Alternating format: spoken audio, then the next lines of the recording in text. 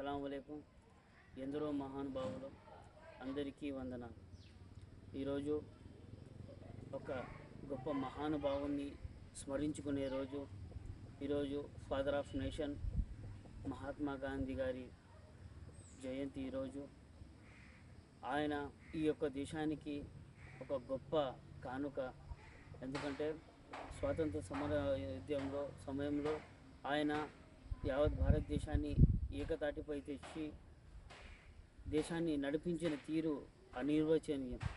అటువంటి మహానుభావుని అడుగుజాడల్లో మనమందరూ కూడా భారతీయులు కలిసికట్టుగా నడవలసిన అవసరం ఎంతైనా ఉంది.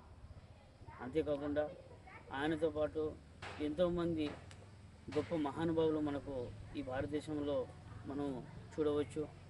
మహాత్మా గాంధీతో పాటు జవహర్లాల్ నెహ్రూ, లాల్ బహదూర్ శాస్త్రి, భగత్ సింగ్, నేతాజీ సుభాష్ చంద్రబోస్, సర్దార్ వల్లభాయ్ పటేల్, సరోజినీ నాయుడు, అబ్దుల్ కలాం, మహమ్మద్ అలీ జిన్నా, మరి చాలామంది కూడా ఈ యొక్క దేశానికి వివిధ రంగాల్లో చాలా రకాలుగా సేవ చేసిన వాళ్ళు ఉన్నారు.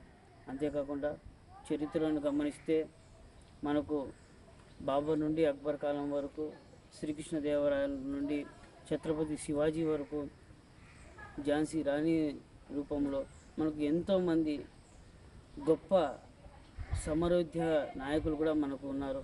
ఇంతమంది యొక్క త్యాగాలను మనం అందరూ కూడా గుర్తు చేసుకొని వారి యొక్క అడుగుజాడల్లో మనమంతా కూడా నడవలసిన అవసరం ఎంతైనా ఉంది. ఎందుకంటే ప్రస్తుతం ఈరోజు ఒక మహానుభావుని మనం స్మరించుకునే రోజు. మనిషిగా బతికినప్పుడు మహానుభావుని స్థాయికి ఎదుగుతాడు. ఆ యొక్క మనిషి యొక్క వ్యక్తిత్వ లక్షణాలు నీతి, నిజాయితీ, మంచితనం, మానవీయ విలువలతో కూడుకున్నటువంటి జీవితాన్ని ఎప్పుడైతే మనిషి అవలంబిస్తాడో అప్పుడు ఆ వ్యక్తి మహానుభావుడి స్థాయికి ఎదుగుతాడు. కానీ ప్రస్తుత పరిస్థితుల్లో మనం దానికి భిన్నంగా వ్యవహరిస్తున్నాం. మన యొక్క జీవన శైలి, మన యొక్క వ్యవహార శైలి వీటన్నిటికి కూడా విరుద్ధంగా ఉందని చెప్పడంలో ఎంత మాత్రం కూడా అతిశయోక్తి లేదు. ఎందుకంటే ఈ రోజుల్లో చిన్నపిల్లలు మీరు ఒకసారి గమనిస్తే ఈరోజు చిన్నపిల్లలకు గాంధీ తాత అంటే తెలియదు, కానీ గబ్బర్ సింగ్ అంటే బాగా తెలుసు. ఈ విధంగా మనము మన పిల్లలను పెంచి పోషిస్తున్నాం. ఎందుకంటే సంస్కృతి సాంప్రదాయాలను మనము పరిరక్షించి భావితరాలకు అందించవలసిన సమయంలో మనము ఇదే సంస్కృతి సాంప్రదాయాలను మనము మంట కలిపి పాశ్చాత్య దేశాల యొక్క సంస్కృతి సాంప్రదాయాలను మనం అవలంబించుకుంటున్నాం. ఇది రాబోయే తరాలకు భారతదేశ అభివృద్ధికి ప్రధాన ఆటంకాలుగా మారతాయని చెప్పడంలో ఎటువంటి సందేహం లేదు. కాబట్టి ఇకపైన మనమందరూ కూడా నీతి, నిజాయితీ, మానవీయ విలువలతో కూడినటువంటి జీవితాన్ని గడుపుదాం. ఎందుకంటే ప్రస్తుత సభ్య సమాజంలో డబ్బే పరమావధిగా మనం బ్రతుకుతున్నాం. ఈ లోకంలో ప్రతి బంధం ప్రేమతో ముడిపడి ఉంటుంది. కానీ ఈ సభ్య సమాజంలో ప్రస్తుత పరిస్థితుల్లో ప్రతి బంధం డబ్బుతో ముడిపడి ఉంది. కాబట్టి ఇవి రాబో తరాల మీద, భారతదేశ అభివృద్ధి మీద తీవ్ర పరిణామాలు చూపిస్తుందని చెప్తున్నా. కాబట్టి ప్రతి ఒక్కరు కూడా మన యొక్క సామాజిక స్పృహను కలిగి ఉందాం. సామాజిక ఏ విధంగా అయితే మన మహానుభావులు సమస్యలు వచ్చినప్పుడు వాటిని పరిరక్షించుకోవాల్సిన సొల్యూషన్స్ చూపెట్టారో ఆ విధంగా ముందుకు సాగుదాం. ఏ విధంగా అయితే చరిత్రలో నాయకులు సమస్యలు వచ్చినప్పుడు సమర సంగ్రామాన్ని పూరించారో మన యొక్క చుట్టుపక్కల సమస్యల మీద మనం కూడా అదేవిధంగా సమర సంగ్రామాన్ని పూరిద్దాం. అదేవిధంగా ఏ విధంగా మన యొక్క మహానుభావులు శాంతి, అహింస అనే మార్గాలను మనకు చూపెట్టారో ఆ యొక్క శాంతి, అహింస మార్గాల ద్వారా భారతీయులుగా బాధ్యత అంతా కూడా మనం మెలుగుదాం.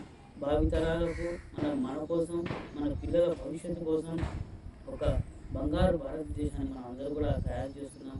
అవి అంతా తయారు కావాలంటే ముఖ్యంగా మనమంతా కూడా సామాజిక స్పృహ కలిగి ఉండాలి. మన యొక్క వ్యక్తిత్వ లక్షణాలు, మన యొక్క జీవన విధానం అనేది నీతి, నిజాయితీ, నిబద్ధతలతో కూడుకున్నటువంటిగా ఉండాలని నేను ఆశపడుతున్నా. కాబట్టి మరొకసారి మీ అందరికీ చేతులు ఎత్తి నమస్కరిస్తూ మన యొక్క జీవన విధానాన్ని మారుద్దాం.